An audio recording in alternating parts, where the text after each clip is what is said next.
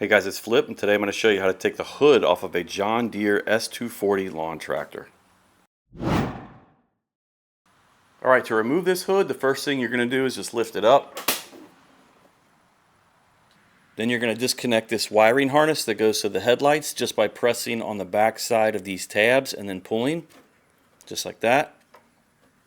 And then to remove it, what I'm going to do is start pushing it down, but as I'm doing that, I'm going to push in on this side of the hood, and as it lowers, this plastic pin will pop out, and then you can remove it by pulling the other side out. So we just start to lower it and we push in here, and that comes out, and you can take the whole thing out just like that.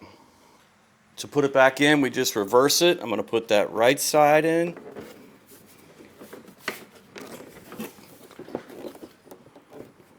Lower it.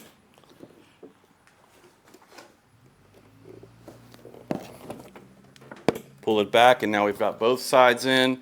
Then we're going to reconnect our wiring harness. And then you can put the hood back down. It's that simple. Hopefully that video helped you out. If it did, please hit the like button for me and subscribe to my channel. Thanks for watching.